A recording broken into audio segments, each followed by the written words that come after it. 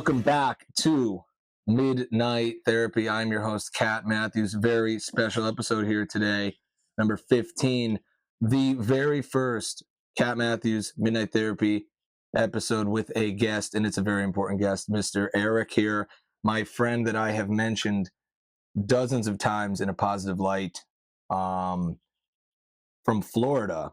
Give it up for Florida. Yay, Florida. It's a great place. Florida is a great place, everybody, but we already have enough people moving down there. I was one of them. But, you really know when a place is getting overcrowded when you see a multitude of Teslas driving around. And the area we moved to, at first was kind of like suburbia where we grew up here. And then within 1 year, we noticed Teslas take over, and then rent soars up about, what an average for 900 square feet is probably 1,400 a month. So interesting, but I guess you have a beach within 2 hours away, pretty much wherever you're at. So that's nice. But, you know, uh, I heard from a lot of people, they always say Florida isn't free. So, yeah, leave it up for Florida. You heard it here first. Don't come to Florida. It's full. It Yep. is full. He mentioned some money problems, which you're all very used to me having, which is all the more reason we need this idea we're going to talk to you about. This is going to be the whole focal point of this episode is this idea. And I brought it up to you before. You've seen the characters in the background before. It is a very special project that we have been working on probably, I'd say, our whole lives. Yeah. Since we were born. We didn't even know it. Yeah, and really, and it's a pleasure to be on this podcast. Thank you for having me on. Thank By the you way, for Matt. being on. But this is something. Me being on the podcast is really an extension where now we are recording something that we pretty much did since middle school, I believe it was. Yeah. Hanging out all the summers and messing with the teachers every single class we had and terrorizing people. The irony that we both teach now. Yeah, it comes full circle, It right? does. And this idea spawned, I believe it was in 2022 in the summer. And, Yes. I believe it was 2022. I was just after the first year of a master's program down in Florida. And I was visiting like I do for most summers. And we were in downtown Scranton, right? And, Shout out. yeah, well, maybe I doxed you there. That's buddy. where no, they know. That's where former President Joseph Biden Ah, was from. yeah, If you didn't know, the formerly formerly known as the POTUS. it's odd that everybody seems to be from Scranton Yeah. every 4 years, but you know, we were at a coffee shop, right? And we were. we saw Northern Lights. Was it? Shout out. yeah, Was it shout out Northern Northern Lights. Lights, Thank you for the coffee. unpaid sponsor. There you go. And we were just kind of BSing, and we were thinking about like, wow, all this stuff that we're experiencing and all these people, they're setting the stage for something that could be a really big creative push, right? And Cat Matthews here is a graphic designer. He's an artist. You could tell with the paintings and everything that he shows. But that's been kind of his thing ever since we were kids. He's always been a great drawer. He could, I think, as early as fifth grade, you could pretty much draw anything people would ask you to draw. And Anything. yeah, and so we always did absurd things like comics back then, right? Remember the foldable paper Oh, yeah. comics? And that was like our little thing to do for a while. But then we kind of spawned this idea. Well, what about, basing some of the stuff off of the inspiration around us, our friends and family and people we've encountered, loosely, of course, because Mhm. we're not trying to dox anybody or ruin anybody's life Or with get this. sued. Well, I was trying to be nice about it, right? Yes, yes. Exactly. And so we came up with the idea of Barely. Now, what does that mean? Barry is a moniker for some of our friends. I'm not going to be specific about it. You know who you are. You know who you are. Yeah, and barely means like barely there, and it's kind of a double-edged sword in the sense that barely as in not willing to really want to do a lot, but also for the ghost. Mhm. And if you want to go into the ghost a little bit and how that you Ye- design that as well. Yeah, let's so this without it goes without being said what we're talking about here. I might have not said it, but this is a fully developed adult animated series, is what this ended up becoming. We're giving you the very early origins of it, but it is now a fully developed adult animated series with a pitch Bible, full character guide, the everything. We have it all. We pitched it a few times. We dealt with some people. Just like the music industry, very sad results, not good. But it's still something, and it's still a lot of work that we put into it, and we think it's a really good product. So we're going to give you the origin of that product, even though no one knows about it yet, which is the story of us all, isn't it? Yeah, and I like what you mentioned. It's similar to music industry. It seems that we were born maybe a generation or two too late with this kind of stuff, because you see, even when it comes to making movies, I love horror movies, and typically anything before 2000, they used to use practical effects, Mm. expensive, but not as obviously fake as CGI, and Mhm. people would get producers that we're just kind of like local millionaires or whatever that would, throw into a project as an investment. And now it seems like with these talent agencies and whatnot, it's harder to break through. It's less about what you have to produce and more about who you know. Oh And yeah. that's a big challenge we're facing, as well as getting this script animated to a point where maybe we could get that traction on YouTube. The market's pretty tied up with this, so we kind of throw it out there. I mention it to pretty much all my Yeah. coworkers, you as well.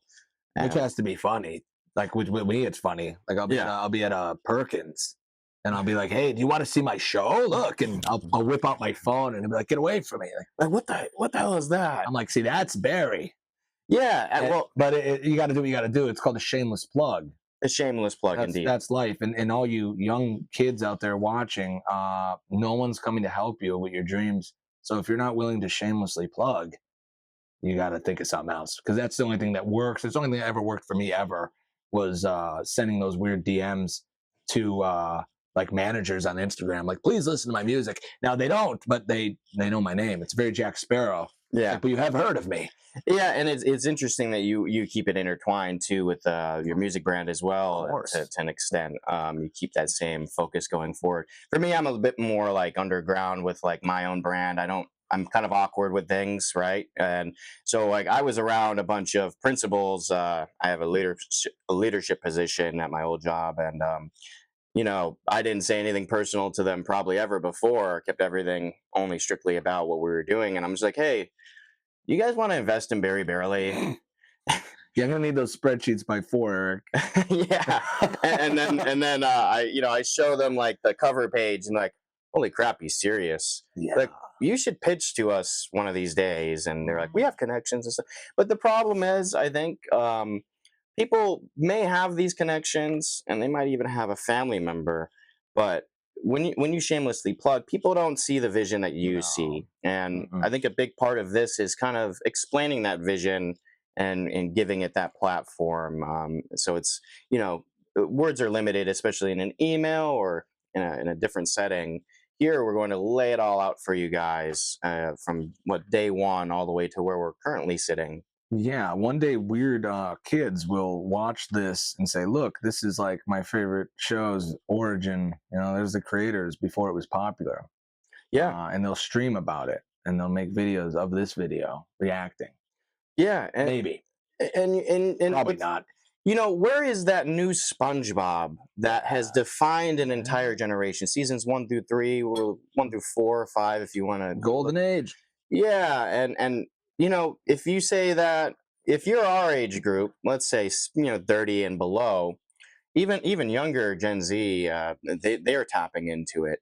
We Yeah, could make references on the spot, and I see it referenced all the time on uh-huh. the internet. Where is the new generation SpongeBob at? Yeah. And why do none of us remember like calculus and trig, but we remember every quote of SpongeBob? That's to be studied. Yeah, You should not know every quote to a show about a sponge. yeah, and what's important about mentioning SpongeBob too is if you look at Steven Hillenberg's Rest in peace. rest in peace, indeed, and they continue to kind of expand that show into spin-offs, which is crazy, but Just tragic. Yeah, it had the Hollywood effect Mhm. essentially, but on a show level. And usually Mhm. shows die off abruptly. But in this case, it's being dragged. I would, in my opinion, right?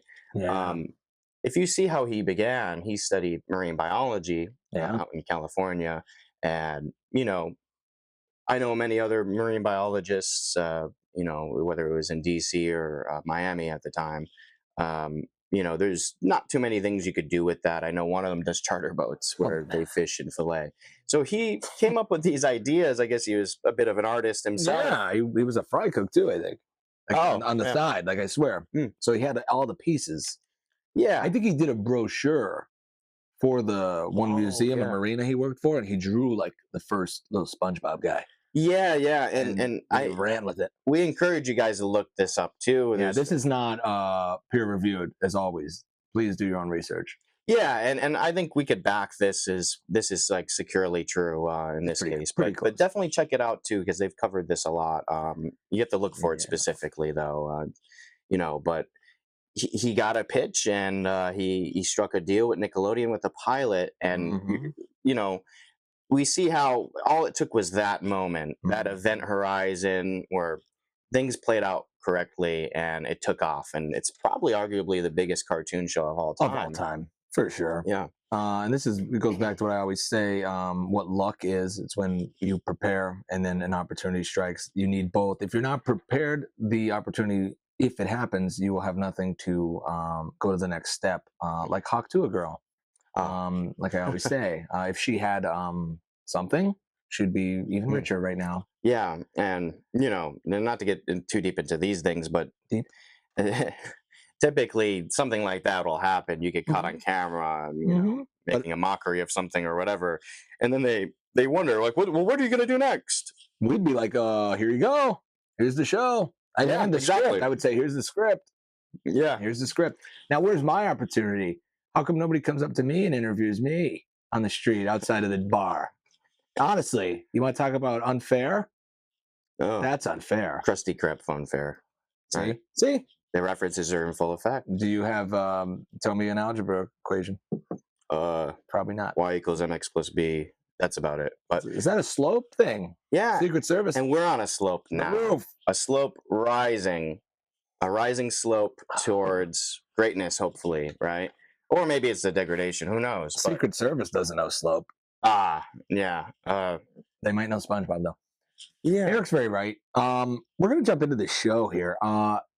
Let me make a little announcement. This show is officially now on Spotify as well. And for all of you listening, I'm very sorry you're not going to see the visuals that I'm going to put up in editing and in the background here. But when we mention a character or something, I'm going to put it up so you could see it. All the more reason to go on YouTube and watch it later four more times and subscribe and send it to your uncle. But without any more delay, very barely. Let's get into the show. Eric, you can totally help me out with this. yeah. Let's do a brief description of this show. How would you describe this show? I almost could remember off the top of my head now that my ADHD medication's full effect. Five bygone friends. Roughly, I'm gonna chop it up a little bit here, Is but that the Gettysburg Address? four score and five bygone friends ago. Five bygone friends realize that they have to reunite suddenly after a friend passes away. Mhm. What they don't understand is that they are being called together to now have a mystical quest, which gets into our design of how this show will play out. I don't want to jump too far ahead. I Mhm. may do that a little bit, and we got to keep ourselves grounded so we don't. No spoilers. Yeah, Just but kidding. a canonical 3-season trilogy is in store, Mhm. all with consecutive episodes that tell a continuous story. It has been done loosely before, but without staying strongly to a story. And I would say that in a successful sense. And I'm going to chime in here because I don't want to be a fake smarty pants, and I try to always do that. Some people might not know what the word canonical Uh, means. Not disparaging you, audience, but that just means the episodes continue into one another and they don't just like respawn. So, like, if Squidward like dies and blows up, but then he's in the next episode, not that. Like, if someone mm, dies in this show, they're dead. yeah. That's all we mean. Like a series, like Blaking Breaking Bad Oh, yeah. or something.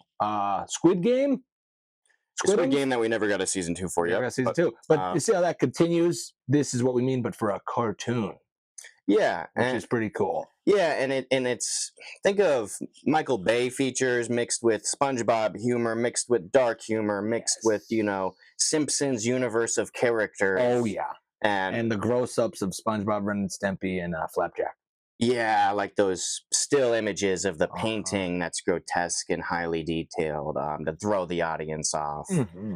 And these are all and it's we could talk about how we're at that point in entertainment where things need to be kind of built upon what there was once. It's hard to reinvent. Postmodern, yes. This is Yeah. it has a lot of negative implications to it, but it's actually kind of nice because many people have laid the groundwork for us to be inspired again. And we are now combining every little bit of inspiration we had, the good and the bad. So we take the good from one show, leave the bad, or the cons, take the pros, and put it into one giant project that is like a peer reviewed kind of project, if you think about it. Yeah. We took the best from everything and combined it into this, and now the gatekeepers are keeping it from you.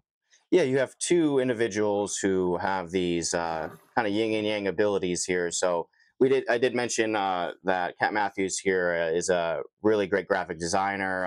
Like I said, ever since early days, I am more of a writer. I am a historian, anthropologist.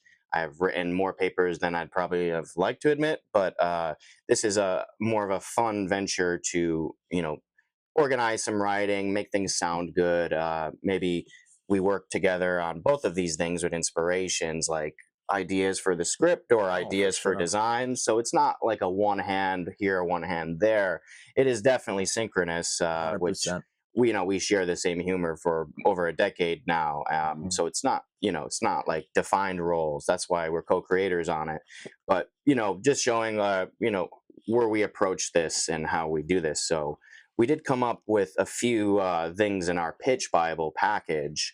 And I think initially we could talk about how there's a pitch Bible itself, which explains the show as we did and gives some examples. I know we did say 3 seasons of a canonical trilogy, but we also have a side idea for a Mm. paradoxical universe of endless seasons that kind of mimic and mock some different things in parody Uh-huh. form. Non-canonical.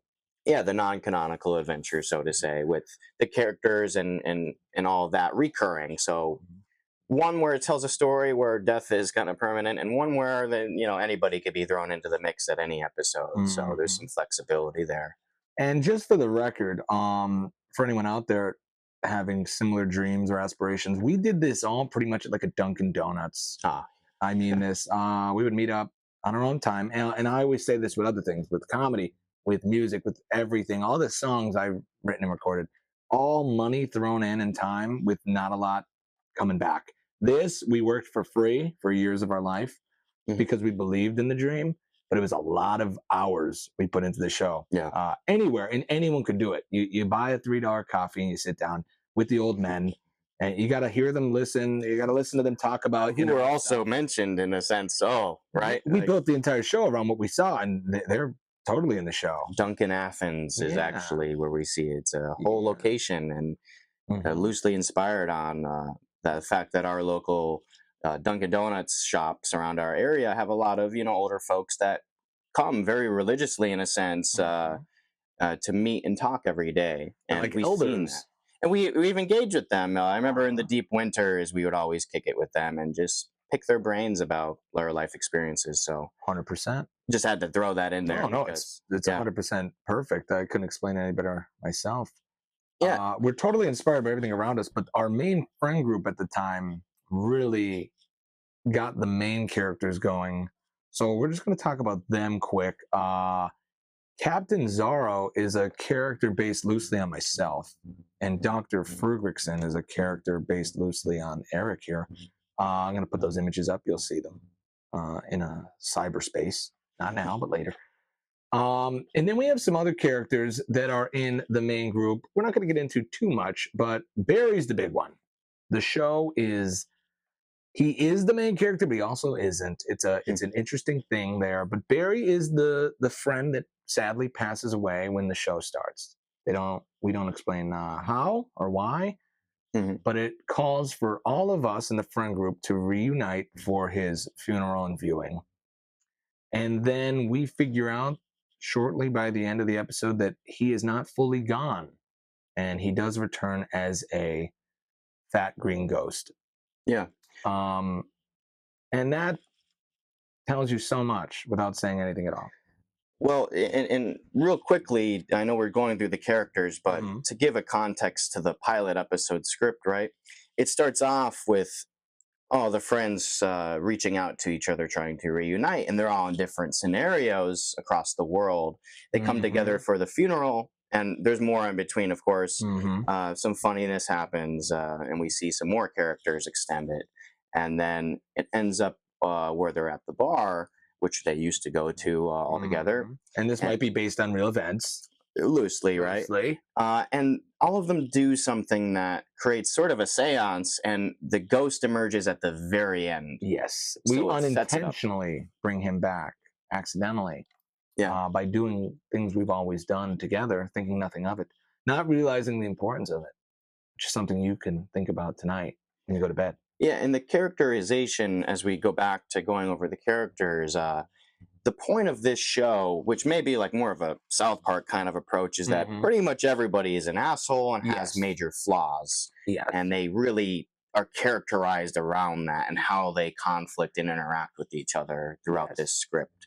There's themes of selfishness, greediness, unabashedness, right? And Disingenuous. disingenuous, right? Which we get to that character soon. Hmm. And maybe some not stereotype, but like kind of lifestyle stereotypes of like rednecks or people that don't say a Yeah. single word. Or background characters. Yes, and every And character has that extreme kind of like representation of themselves, and they uh-huh. are very unchanging throughout even our plans for the very end, I would say. 100%. Yeah, it's almost like the Dante's Inferno, the Mm. levels of hell. Like there's like a characterization of every sin. Yeah, yeah. It's kind of like that. There is a message in all this, which you will see at the end of season 3. We're Mm. never going to get to the end of season 3 if we don't get this pilot off the ground. So first steps first, and it's worth mentioning we did 99% of the work. It needs that one last percent, which is getting someone to listen to the pitch. There's Yes. nothing more we can do. We're going to create some content like TikTok stuff, and we're going to go through characters, but without a good pitch and people in that world, it's going to be hard to take it to the next level. So hopefully, if you guys like this and want to hear more, you'll let us know in the comments. You'll let us know by protesting outside of Netflix headquarters with signs saying "Barry Barely now, please." Um, that's what I would do. Or as I don't know, I just came up with it kind of when we were posting a bit. Guas, Guas. Guas, give us a show, Give us a show, please. please. Guasp. Um, yeah, Wasp. Give us a show, please. give us a show, please. I actually Wasp. Wasp. That Sounds sounds nice. sounds a bit better than Sounds Gloss. like something that would trend on Twitter. Yeah, Wasp. Wasp. So, maybe you want to kind of cycle through some of these characters a bit, and at least maybe the core and some of the what locations and POIs to give an idea of what we meant by what we just said with the characterization. So, there is a redneck character, kind of a tertiary, maybe secondary level character. I'd say he's one of the two sidekicks of the other main character. Yeah, so we have like kind of a hierarchy Mhm. in focus with POV. I would say there's about four upfront main characters, and one of them has a couple friends that get tagged along. Mhm.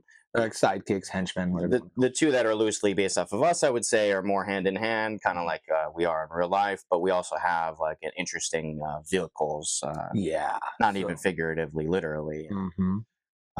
And then we have the Barry character who Mhm. has that mystical, divine, not divine, I would say the opposite nature, Yes. but he's connected to spiritual realm. And Yes, which we are going to get into, which is already fully developed and written, by the way. But he is existing in a realm that we do visit in the third episode or so, maybe even the second. So that's something to keep in mind. Barry's not really in the show as a human; he is a ghost, and he comes and goes.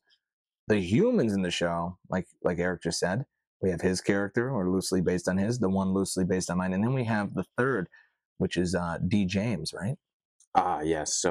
James. So that character represents an interesting kind of archetype when it comes to confidence and unabashedness, but also some frivolousness, and we give that character the power to be a really comedic driving force at all times, out of the kind of the randomness and Yeah, the probably the strangeness. funniest character in the show, I It would say. has to be the funniest. You would think the title card character would be. Mm-mm. It's a great, I guess, brand mechanism and I guess writing piece to have a ghost in spiritual Mhm. realm.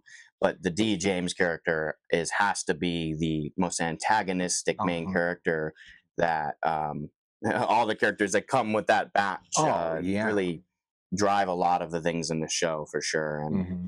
kind of think of your Patrick Star if he was a Uh-huh. bit more clever, right? Uh-huh. With the same kind of unmovableness. Yes, exactly. Couldn't have said it better. And he is accompanied by Redneck Rob, Mm, who is a very funny character in the show. Um, Stereotypical, what you would think of Redneck, that's him. mhm. And his friend and the other sidekick is Background Dan. Ah, Let's get background. into Background Dan. Ed, Ed and Eddie reference. Plank, right? If you don't know Plank from Ed, Ed and Eddie, I feel sorry for you. Look it up. Ah, what a great show that was, right? Mhm. And that's kind of who the character is. It's just a background character that's a main character, right? Mhm. And the funniness is that he became a physical board because he was such a background character.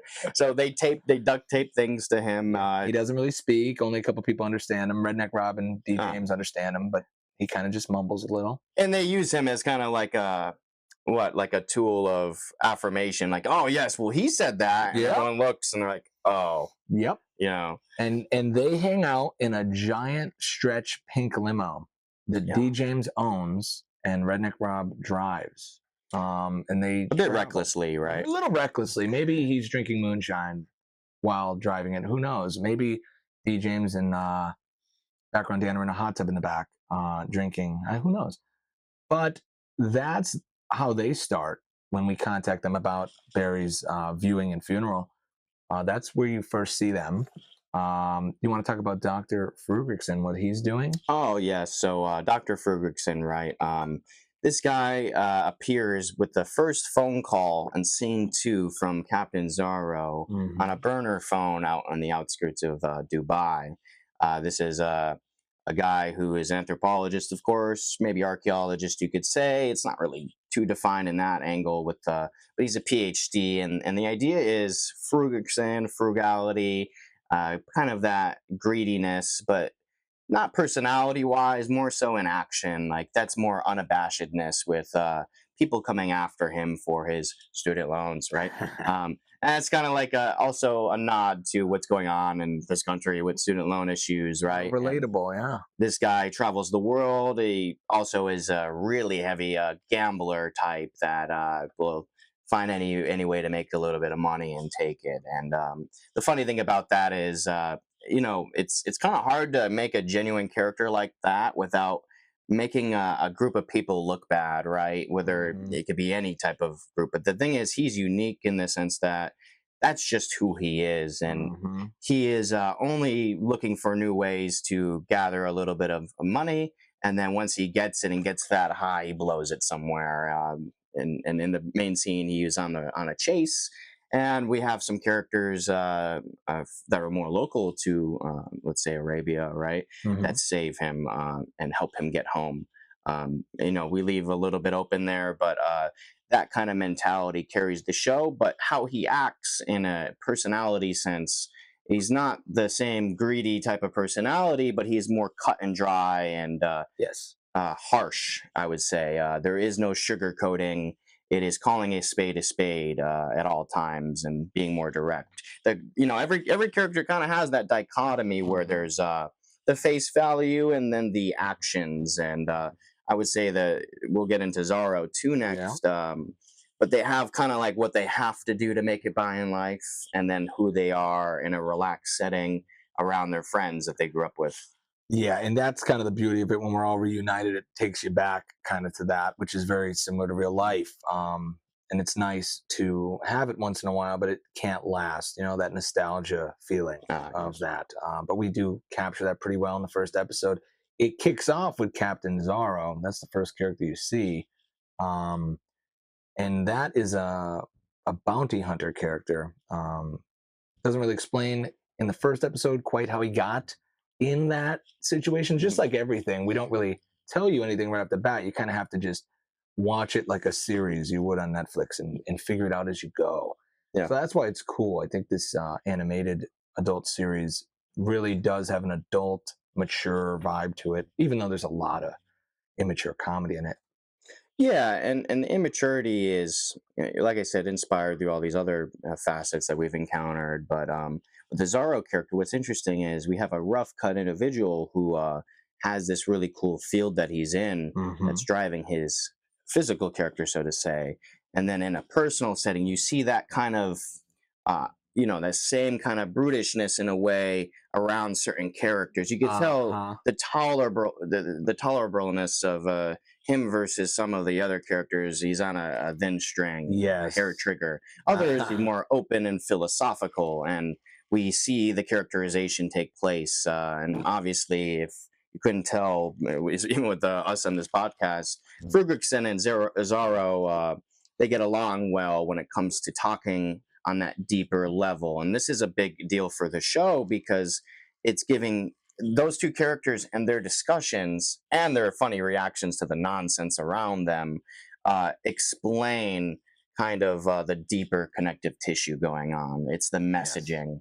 And those two in their interactions and their interactions with everybody else explain things more, as well as obviously, the reactions are really funny too. Sometimes they 100%. crash out and lose their Mhm. mind. So, I think a pilot is very important. I think with this pilot, we very, successfully showed you everything Eric just said about the characters. You get a background, you understand how they, get along with each other and how they don't get along with each other. And then the scene with Marge at the bar ah, really drives it home. Marge, this older bartender at the bar, we kind of harass her in a way, that's just innocent, but it says all you need to know about us, and our reactions to what happens to Marge says a lot about how we are together as a group. do we want to explain that in full detail? I don't Um, know. I feel like that's a big part. I don't mm, think we should give that yeah, maybe away maybe just we'll leave yet. it I for don't future. know. Maybe if you guys are good, Just think of a subscribe. crank going up and it gets worse. Uh And huh. imagine, like many people go out with their friends, they see something, they get spooked. Uh huh. It makes their heart drop. Mm-hmm. But these characters keep cranking it Uh up huh. until it gets to a critical point, 100%. and we'll leave it at that. And that plays a big part into us doing the final thing, which unintentionally does the seance, which brings Barry back. Yeah. And then we kind of leave you with that. Our friend is back from the dead, supposedly, and that's the pilot, and it ends there. And I can't imagine someone watching that show and not wanting to see more. Oh, I mean, we've seen pilots, right? Hmm. I mean, I don't want to knock on SpongeBob after praising it, but their pilot is very light compared to Uh-huh. what the seasons that Oh came yeah. after were in writing sense. If the pilot's good, Yeah, then wow. But that pilot SpongeBob wasn't even that great. No offense. it was very basic. It Very was kind basic. of childish. It was at the time, and it worked because it was Hmm. for children. And then the adult writing comes out.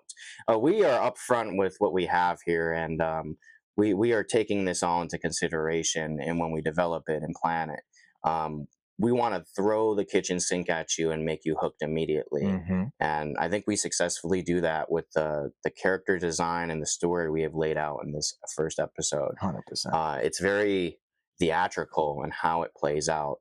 And there's more to only come. That same energy through every single episode and every character you see is going to be prevalent. And we are very stern on how we want to approach it. But we're also open minded too, because, if something's funny, that's kind of a universal thing. Uh huh. Um, there's different layers of humor, but as long as our perverseness is there when it comes to how we put in characters and how they act and how they're treated, that's all that really matters for this universe. And having them all interact with each other is just a fun part.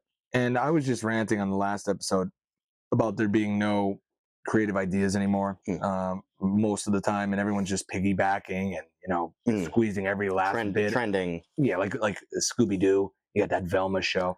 We're Ah, riding the coattails of a once good brand. SpongeBob's doing it with all these spin-offs. Everything seems to be done. That's why we need to allow new ideas to come out, because I don't think it's going to work just riding the coattails of a once successful brand forever. yeah, and Give us a chance. it's nostalgia bait. Mhm. It's calling Nostalgia back to. over plot. But what is it for the youngest? They don't have it. They have to go back and relive nostalgia they weren't around for, and then Mhm. somehow feel the same. And older folk, that's the thing about nostalgia. It lasts as long as it needs to, and then you have the multiverse thing that's going on, Yep. Do and anything. they want to take things as meta as possible and nostalgic as possible. So you kind of have that upper echelon and that lower echelon of the past. But nobody wants to generate something truly postmodern and new. It's lazy postmodern. I mean, even South Park kind of hit that in their one special. It's like, we Yep. didn't mean anything wrong. We were just lazy. Yep. 100%. uh, And that's the problem that we're all facing today. I think people are revolting against it, though. I think there's mm, an underground population that wants real art and real quality work to come out, not just cheap, easy, surefire wins, like guaranteed wins. Like when you do a show like Velma, you're like, of course it's going to be successful because yeah. everybody loves Scooby Doo. But then you lax the writing and you lax everything and you don't put a lot in. Mm. We are coming from nothing. We have no ties to the industry. We never wrote a show before. Our parents never wrote a show before. We're first generation college, like it is all new for us. Um, so with that, you get what you got in the 60s, 70s, and 80s with music, which was Yeah. not worried about pleasing a market and appealing to Mm. a market, but just for the sake of being creative, writing and creating a product that is not made to hit a certain target demographic, not meant to appease a certain audience. It's just writing for the sake of writing. And for investors or people that may know somebody that could get involved with this project, and please reach out to us if you want to become a part of this project. Right, we Mm-hmm. we have open doors here, and we could work anything out to make this dream become a reality. Yep. What we're seeing in the market for entertainment is kind of like a pump and dump. It's get your attention quick, drop it immediately. The money has been made. It's a flip of investment, low. What they just have to buy a copyright of an idea. That's Yep. pretty much it, and develop it. It's not as intensive in time, but quality is generational. Mm-hmm. Quantity is very limited in definition too, I would argue. And what we're seeing now with these shows is they don't last. They come out and they eventually get really poor really quickly. I can think of a few right now that everybody loved recently. Teleporters and gray hair, but and even the voice acting has to change, and that changes up a lot of Uh-huh. the old style of it. We want to keep things very honest and upfront, and not change too much of what our plans are going ahead, but collaborate at the same time.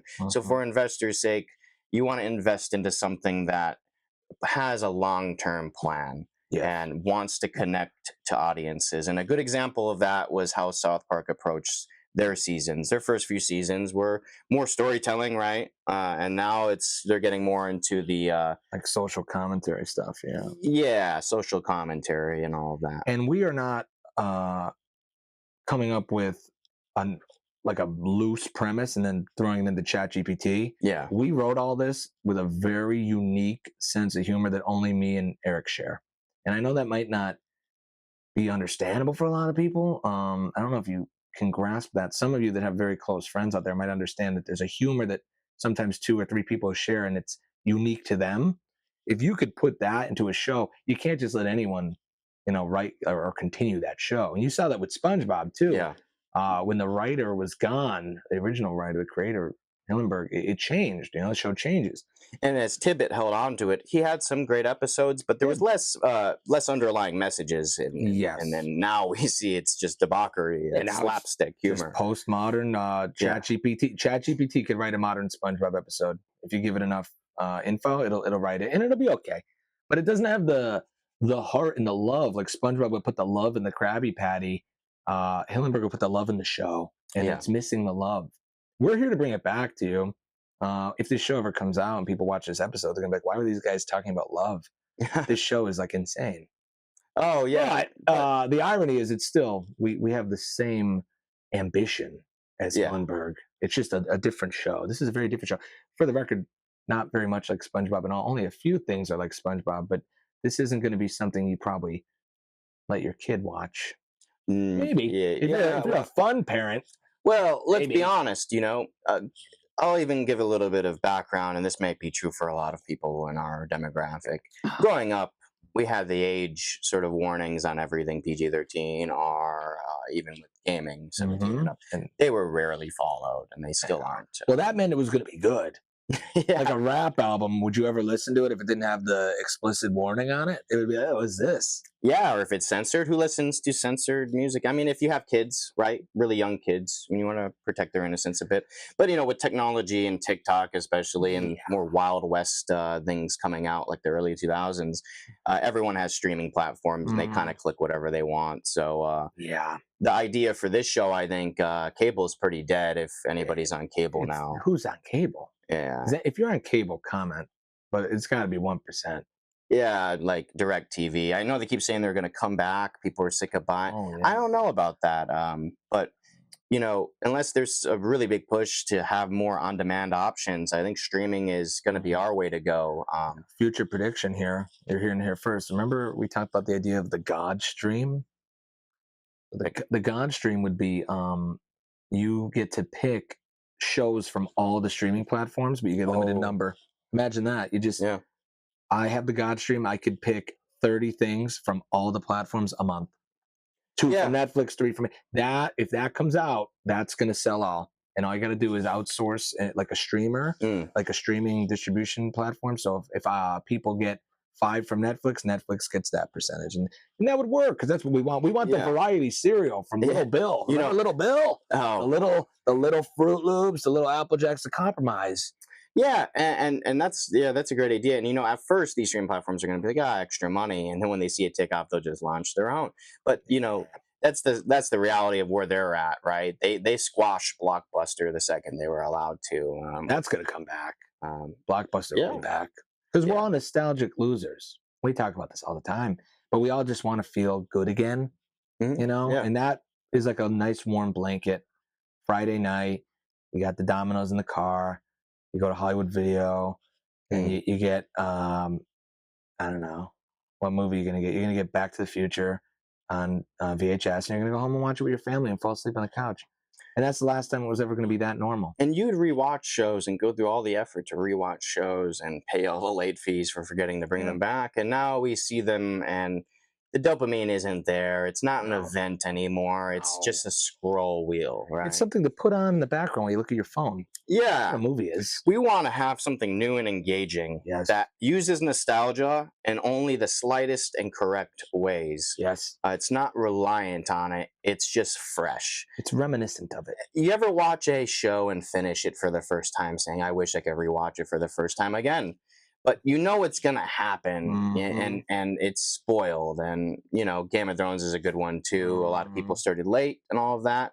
And, once you see it, you get in your kicks where you watch it every now and then, but it's in the background, and we haven't had something new like that has excited people. And that's what we're trying to do, is excite people into this level of humor and set a new bar for what could come out of the industry. And I'm sure if this takes off in the future and we get as big as we plan, or at least have some type of base, I think people will try to replicate it in an odd formality. Hmm. So that might be interesting in a few, maybe a decade or two, if we see some weird takes on how we approached it. I wonder how Hmm. they could take nostalgia and multiverse, our own universe, deeper. But we already kind of We secured beat them that. to it. We Yeah. we are ahead of the game here, and as we talk about, we'll wrap it up soon here with this. Me and Eric here probably know each other closer than most people do. Like we are best friends, brothers. We've been that way for a very long time. We almost feel like we sort of left the simulation. We call it the survivors of the simulation. This show's almost just a documentary. Like, I'm not trying to Yeah. be like, it's creative writing, but we kind of were given a lot of this show. Like, they, whatever you want to call it, the universe, the muse, God, whatever, gave us this show. We just documented it. We wrote it down, but a lot of it was just opening your eyes and looking around at how absurd everything is. Yeah, we Um, watch things go from normalcy, and, mhm, and this is important to mention. We went from riding bikes and having to be home to when the streetlights came on to mhm, the mass wave of iPhones and whatnot mhm. everywhere. We used to carry flip phones and whatnot alongside an iPod at Yep. first, and all of that. And so seeing we've and our generation is unique, and there's a few others like that have seen the past go into where we're at now. Uh huh. And at the same time, we've also kind of monitored and laughed amongst ourselves and documented, whether it's with his drawings or stories that we could reminisce on over these years, around like what, 2012 ish, where Hmm. things just went off the rails. Yeah. And we keep diving deeper into obscurity and absurdity. And we're here to just take it all in and filter it back out for you into something really fun and exciting. And I think that's what the show really is at the end of the day. And just like you just said, if you want to give it time, let's say 2012, being the most normal it was ever going to be, and getting more and more less normal and more chaotic. That's what the show is. The first episode is the most Ah, normal it will ever be, just so you know. precisely. It is only going to get crazier and crazier, but the amount of normalcy you see in that first episode, that's as normal as it's going to get. Just like life as of now. Just look at current events now. Things are just getting crazier and crazier. And if you are aware and paying attention to that, you'll know exactly what we mean. This show steps it up a bit. I hope it comes out soon, because I feel like in a couple years the show won't even be that shocking, Oh, yeah, because things are just yeah. getting It might crazier. just Like, be like Seinfeld. We'll just add some bass strings in it there. might be like a "What's up with that" show. Like, it might be like that, because we were writing ahead of our time. But I think now it's catching up, and life is getting a little weirder. Yeah. You know, life. This is whoever's writing that show, the simulation architect, is writing some weird stuff in recent times. Well, spoiler, leaving off on Mhm. architects and simulations, right? By the end of it all, Uh-huh. it's like people are already probably picked up at that point. But this, Uh-huh. let's be honest about what Barry Barely is in that sense, with Mm. the absurdity that cranks up over time. That's what's going on now, and Barry Barely is a timepiece of the transition from back Yes. then into what is to come. This is a transitionary piece, culturally speaking, Mhm. and it serves that comedic purpose. And we can never look too far ahead at what other people may approach humor with, or entertainment and whatnot. We do see a lot of garbage out there, but there will be times when the next South Park or SpongeBob comes out. Yep. We are just in our current timepiece based off of our trajectory in life, Yep. serving this purpose. And if we were born in the 80s, let's say, like we always say, we were born a little bit too late, something like this may not have stuck with people. It Mhm. probably would have just been one of those crazy pieces of art that people would kind of refer to unironically later down the road. So we're trying to be hot and live with it, and Mhm.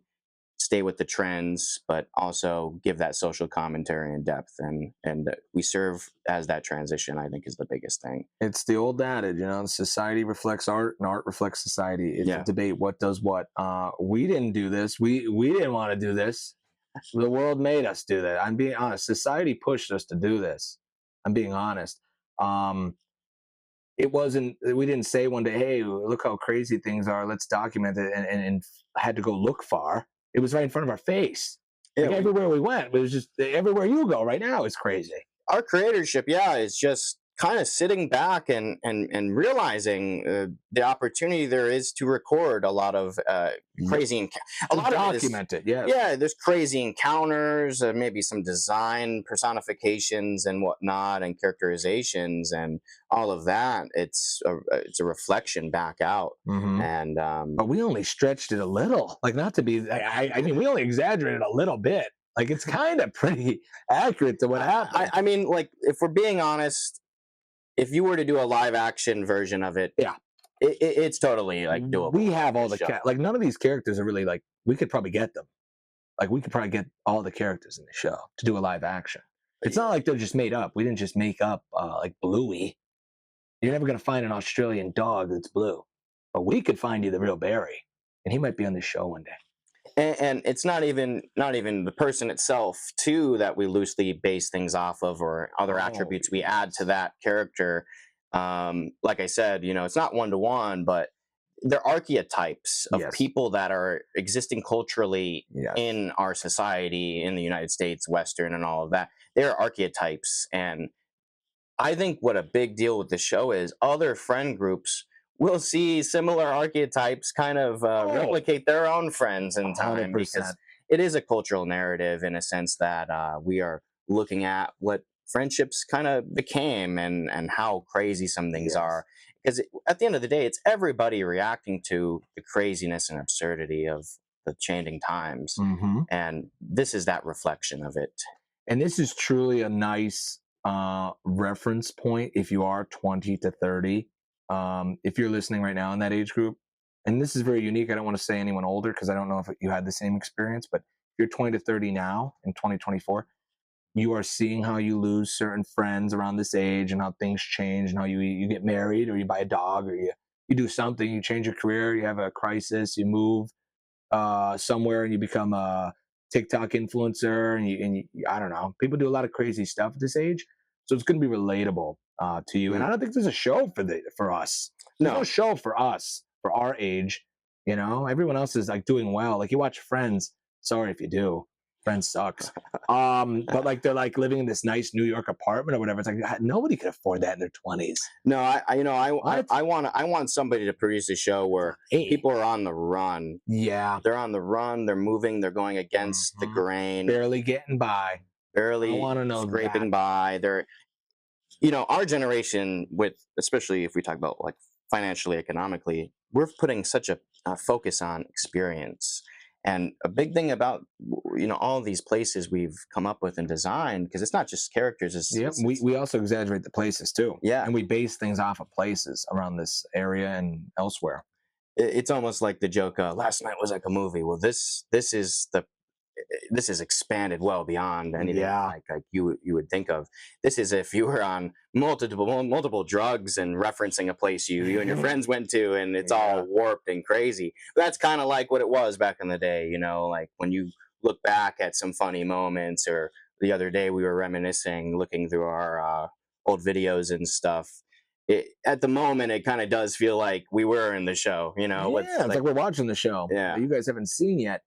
There was something funny to say about like God help you if you ever were like rude to us or something, because Mm. we'll probably put you in the show. Oh, I'm being honest.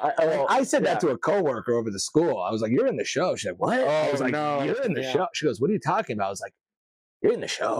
Well, when I told you about the principles and whatnot, I Uh-huh. was working around, right. I'm not one myself, but I worked with them closely. One day. They almost got a little worried for a bit. They Yeah. started saying, "Well, that person could be a new character," and all that. Everyone says that. I'm like, well, because I explained that, like, we're not out to defame people, No. right? Like, that's not the If point. it And happens, it happened.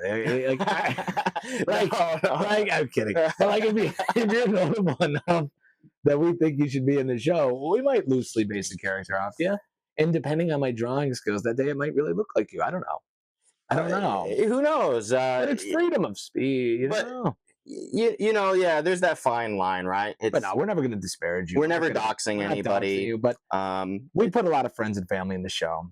Like our parents and stuff. And yeah, like there's some funny paying loosely. homage to, like, Mhm. like but for the conflict of interest pieces, right? Yes. Where people want to point to it and say, like, that's defamation. It's not going to No, fit, it's not like because that. We're not getting that specific, and it's going to look like a cartoon character. Obviously, it's not going to look like the person yeah. exactly.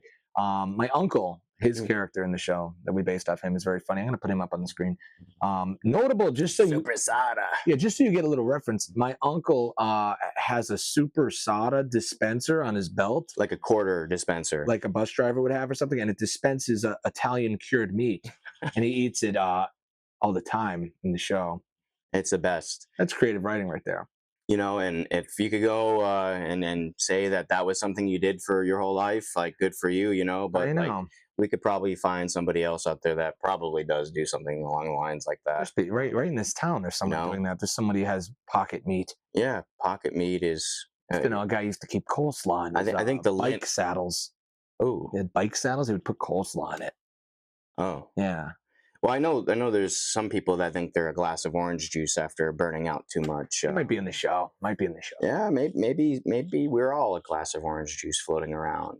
Maybe this show is going to make the architects come down because we created a simulation inside a simulation because we're documenting what we shouldn't know.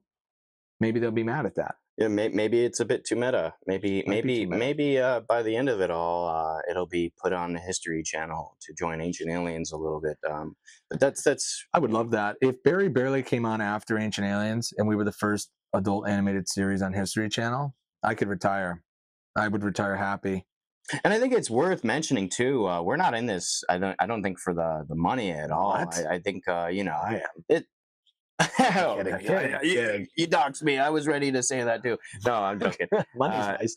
No, money's nice, right? Of course, but like, you know, we are really open minded about just getting this to lift off. I think Yes. the money is to be made later on. It's an afterthought, the money. Yeah. I think both of us never knew what we were doing with our life, and I still think to an extent we don't. Yeah. So doing something like this would give us the meaning and purpose that I think we are.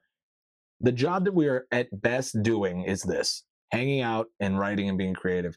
Now that's hard to find a lid for a pot in this generation. If we were in the Renaissance, we'd be doing well in that era. But Yeah. we're born today where you have to have a practical job, you have to have a house, and you have to have kids and a dog, and it's a lot of pressure. It's like give up your dream, stop writing that show. You know, like Mm. you got to get a real job one day. Like that is the vibe. And even the So- distractions too. I Lot of mean, distractions. major distractions. I think when we first got going with this, we were both in a position where Oh, it was doable. I mean, I just put off my master's thesis and Uh, did the script. No, I'm joking. yeah. But Well, it let's was think kinda about like, that. It was yeah, COVID time, and, Yeah. and the world was on pause, and that's why we were able to do this. Like we would never be able to do this now. We no, would never be able to make this show now. We were given a little window where the world stopped, and a lot of people were mad at it, but it was actually beneficial for us, and I think a lot of people to have a break. Everything stopped. Nobody cared what was going on. You had no pressure. You didn't know if you were going to live or die if you watch the news. And everyone got a free pass to kind of work on stuff, work on themselves, and we used our free ticket to write this show. yeah, we reflected on everything up into that Uh-huh. point and kind of turned it around. And you know, we had some things aligned that kind of fit the availability to do so. And you know, you can't really knock on it. Like maybe like some people might say, like maybe we should have wrote it earlier or something. I think it was the perfect time. It's Right never the before right time. things kind of cranked back on and the generator came on again in the country. Yep. And you know, we've tweaked things and had some sessions after the fact, but really what we're looking for is just you know, a full blown pitch to a network to air this pilot and have them kind of do an animated development of it, which could be a more rougher version at 1st, like Mhm. most pilots. You know, we'd like to have somebody test the waters with this, and I could tell you, with him and I both backing this, the energy is there, and Uh-huh. you know, that energy is not going to decrease once we're given the opportunity to have that open door to say tunnel vision this, put everything else on the blinders when it comes to career or profession, whatever. Oh yeah. You know, I would say the monotony of what we're doing now and some of the things that we are trying to figure out, just life stuff in general, you know, that would be pretty much behind us in an instant if we could make the same, you know, producing this. Like I get it. Like someone's got to go to work. Yeah. People got to go to work. They make everything happen. The farmers, the people at Chick-fil-A, like people got to go to work. Just not us.